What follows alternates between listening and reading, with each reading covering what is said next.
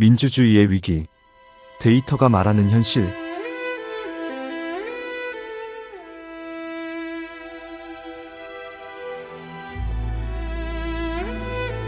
숫자로 시작하겠습니다.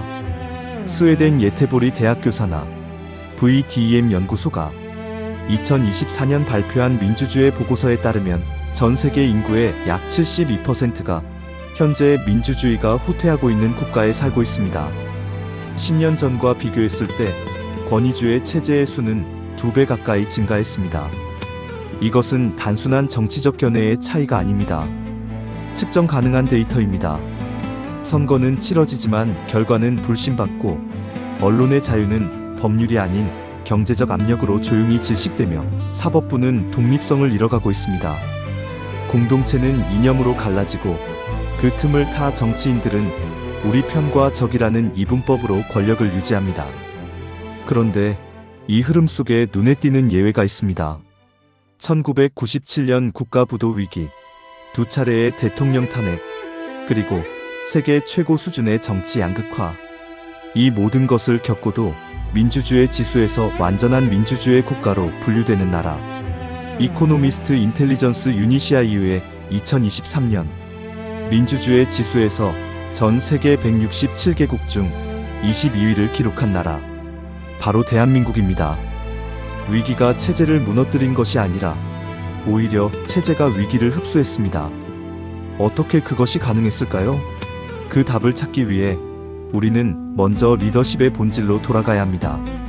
파트 2. 역사에서 추출한 리더십의 알고리즘 세종의 사례.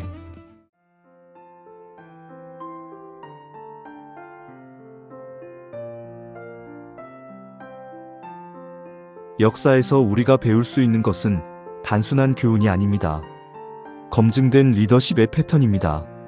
조선의 4번째 왕이자 가장 훌륭한 왕으로 존경받는 세종은 재위기간 1418년에서 1450년 동안 3가지 리더십 원칙을 구현했습니다. 현대 조직행동이론, 특히 하버드 케네디 스쿨의 리더십 연구자 로널드 하이패츠가 제시한 적응적 리더십 어댑티브 리더십 개념과 놀라울 정도로 일치하는 원칙들입니다. 원칙 1.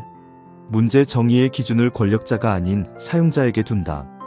세종이 훈민정음을 창제한 배경에는 한자를 배울 수 없는 일반 백성들이 억울한 일을 당해도 문서로 호소하지 못한다는 구체적인 문제인식이 있었습니다. 그는 통치자의 편의가 아닌 백성의 실질적 필요에서 문제를 정의했습니다. 이것은 현대 경영학에서 말하는 사용자 중심 설계, 유저 센터드 디자인의 원형입니다. 원칙 2. 개인의 능력이 아닌 제도의 보궐력에 투자한다. 세종은 집현전을 단순한 자문기관이 아닌 지식 생산 시스템으로 설계했습니다. 자신이 사라진 이후에도 학문과 정책 연구가 지속될 수 있는 제도적 기반을 구축한 것입니다. 그의 업적이 600년이 지나도 유효한 이유는 그것이 인물이 아닌 구조에 기반했기 때문입니다. 원칙 3. 성과의 수혜자를 최대한 넓힌다. 훈민정음은 특정 계층의 독점적 도구였던 문자 권력을 민주화했습니다. 리더가 보유한 자원과 권한을 가능한 한 많은 사람이 사용할 수 있도록 재분배한 것입니다. 이 원칙은 권력은 나눌수록 커진다는 현대 분산 리더십 디스트리뷰터드 리더십 이론과 정확히 일치합니다. 이 3가지 원칙은 특정 시대나 문화에 국한된 것이 아닙니다. 오늘날 리더를 평가할 때 사용할 수 있는 보편적인 알고리즘입니다. 파트 3. 정치인과 정치꾼을 구별하는 10가지 논리적 기준. 이제 핵심입니다. 우리가 지도자를 선택할 때 감정이 아닌 기준으로 판단해야 한다면 그 기준은 무엇이어야 할까요? 다음 10가지 기준은 하버드 케네디 스쿨, 런던 정경대 LSE, EIU 등 국제연구기관의 리더십 분석, 프레임워크와 역사적 사례를 결합해 도출했습니다. 보수와 진보, 어떤 이념을 가진 사람에게도 공평하게 적용할 수 있는 분석 도구입니다. 1. 감정 동원대 문제 해결. 위기 상황에서 군중의 분노와 공포를 증폭시켜 자신을 결집의 구심점으로 삼는가? 아니면 문제의 원인을 분석하고 실행 가능한 해결 경로를 제시하는가? 정치꾼은 적을 만들어 대중의 감정을 하나의 방향으로 조준합니다. 반면 진짜 지도자는 감정이 고조된 상황에서도 복잡한 현실을 단순화하지 않고 냉정한 분석을 제시할 용기를 갖습니다. 연설에서 분노, 적, 배신이라는 단어보다 방안, 협력 구조, 개혁이라는 단어가 더 자주 등장하는지 확인하십시오. 2. 책임 전가대 시스템 개혁. 모든 문제의 원인을 전임 정권, 외부 세력 혹은 특정 집단에게 귀속시키는가? 아니면 문제가 반복되는 구조적 원인을 찾아 제도를 바꾸려 하는가? 책임 전가는 정치적으로 유리합니다. 지지층의 결집을 유지하고 실패의 원인을 외부화함으로써 자신의 무능을 가리기 때문입니다. 그러나 구조를 바꾸지 않는 한 문제는 반복됩니다.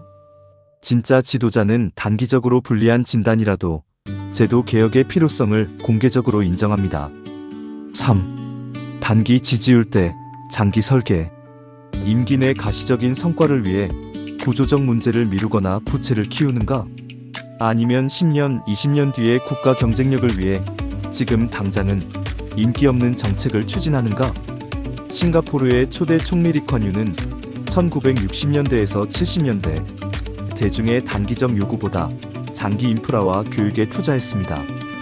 당시에는 비판을 받았지만 그 결과가 오늘날 싱가포르의 경쟁력으로 이어졌습니다. 진짜 지도자는 선거 주기보다 긴 시간 지평으로 정책을 설계합니다. 4. 충성 기반 인사 대 능력 기반 인사. 자신에게 개인적으로 충성하는 인물로 핵심 직책을 채우는가? 아니면 자신과 정치적으로 다른 입장이더라도 해당 분야 최고 전문가를 기용하는가? 링컨 대통령은 대선 과정에서 경쟁 상대였던 인물들을 내각에 배치했습니다. 라이벌들의 팀 오브 라이벌즈라 불린 이 인사 원칙은 단순한 정치적 제스처가 아니라 최선의 의사결정을 위한 인지적 다양성 확보 전략이었습니다. 충성심이 인사의 최우선 기준이 되는 순간 조직은 정보의 다양성을 잃습니다. 5. 비판 억압 대 비판 수용. 언론, 시민단체, 야당의 비판에 법적 조치, 예산 삭감 또는 여론 공세로 대응하는가? 아니면 비판을 공개적으로 인정하고 이를 정책 수정의 입력값으로 활용하는가? 민주주의 이론가 로버트 달이 강조했듯 민주주의의 핵심은 반대 의견이 생존할 수 있는 공간의 보장입니다. 비판을 억압하는 지도자는 단기적으로 안정적으로 보이지만 내부의 경고 신호를 차단함으로써 더 큰 위기를 키웁니다. 6. 특정 집단 우선 대 전체 공익. 정책 설계 시 지지 기반 집단에게 불균형한 혜택이 돌아가도록 구조화되어 있는가? 아니면 수혜 대상이 전체 국민으로 확산되도록 설계되어 있는가? 여기서 중요한 것은 의도가 아닌 결과입니다. 세금 감면, 보조금, 규제 완화가 특정 산업군, 지역, 계층에 집중될 때 이는 공공정책이 아닌 집단 이익의 사유화입니다. 정책의 최종 수혜자가 누구인지를 추적하면 지도자의 실제 우선순위가 드러납니다. 7. 통계 자랑 대 삶의 변화 증명. GDP 성장률, 수출액, 고용률 등의 거시 지표를 성과로 제시하는가? 아니면 실질 가계소득, 삶의 만족도, 교육기회의 평등 같은 미시 지표로 국민의 실제 삶의 변화를 설명하는가? 노벨 경제학상 수상자 아마르티아 센은 개발의 척도는 GDP가 아니라 사람들이 선택할 수 있는 자유의 실질적 확대여야 한다고 주장했습니다. 통계는 조작되고 맥락이 제거될 수 있습니다. 국민의 체감이 지표와 얼마나 일치하는지가 진짜 성과의 기준입니다. 8. 위기 회피 대 위기 전면 대응. 결정적인 위기의 순간에 모호한 성명을 내거나 판단을 미루며 정치적 안전지대를 유지하려 하는가? 아니면 불확실성이 높은 상황에서도 명확한 입장을 취하고 그 결과에 책임을 지는가? 리더십 연구자 바바라 켈러만은 불편한 진실을 말할 용기, Courage to Speak Uncomfortable Truths를 진정한 리더십의 핵심 요소로 제시합니다. 위기 상황에서의 침묵이나 회피는 단순한 나약함이 아닌 공동체에 대한 책임 방기입니다. 9. 실패 은폐 대 실패로부터의 학습. 자신의 임기 중 발생한 정책 실패, 예측 오류, 혹은 도덕적 과오를 축소하거나 덮으려 하는가? 아니면 공개적으로 인정하고 이를 제도 개선의 근거로 활용하며 다음 세대에게 학습을 남기는가? 조직 심리학자 애덤 그랜트의 연구에 따르면 자신의 실수를 공개적으로 인정하고 수정하는 지도자는 장기적으로 더 높은 신뢰를 획득합니다. 역사는 완벽한 지도자가 아닌 실패를 통해 배우고 성장한 지도자를 기억합니다. 10. 현재 임기대 다음 세대. 성과 기준이 자신의 임기 내로 한정되어 있는가? 아니면 자신이 퇴장한 이후에도 지속될 제도, 문화, 인프라를 설계하는 것을 성공의 기준으로 삼는가? 이것이 가장 근본적인 기준입니다. 정치꾼은 자신의 재임 기간을 최대화하는 방향으로 자원을 배분합니다. 진짜 지도자는 자신이 없어도 시스템이 작동하도록 설계하는 데 에너지를 쏟습니다. 연설에서 우리 임기의 성과보다 다음 세대를 위한 기반이라는 표현이 더 자주 등장하는지 들어보십시오. 이 10가지 기준은 단순한 이상론이 아닙니다. 역사적으로 성공한 지도자들에게서 반복적으로 확인된 행동 패턴이며 실패한 지도자들에게서는 일관되게 결여된 특성들입니다. 이 기준을 통과하는 지도자를 찾는 것, 그리고 통과하지 못한 지도자를 교체하는 것이 민주주의 유권자의 핵심 권한입니다. 파트 4. 대한민국이 모범이 아닌 분석 대상으로서 가치 있는 이유.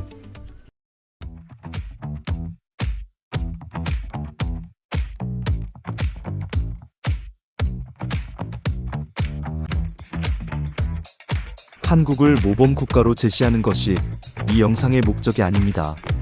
한국은 여전히 심각한 구조적 문제를 안고 있습니다.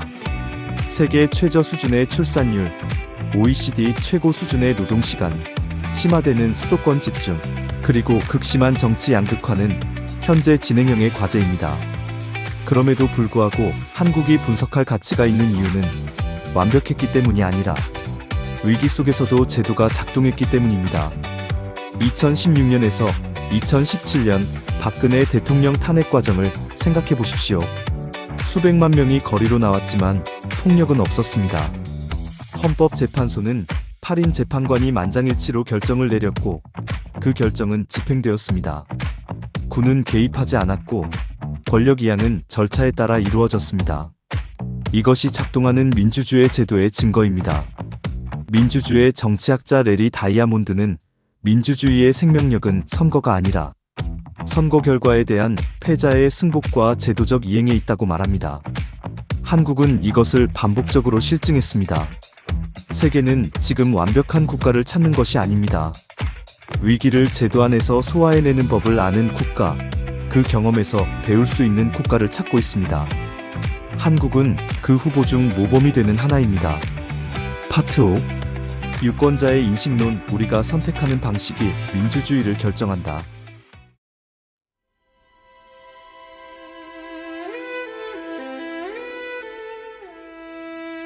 지도자는 진공 속에서 탄생하지 않습니다. 정치학자 일라이 파리저는 민주주의가 실패하는 주된 이유 중 하나로 유권자의 인지적 편향을 꼽습니다. 우리는 자신의 기존 믿음을 확인해주는 정보를 선호하고 자신이 지지하는 후보의 결함을 과소평가하며 반대 진영에 대한 부정적 정보를 과도하게 신뢰합니다. 정치꾼은 이 인지적 편향을 정교하게 활용합니다.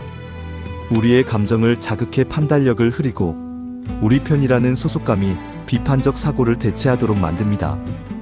반면 진짜 지도자는 때로 우리가 듣기 싫은 말을 합니다.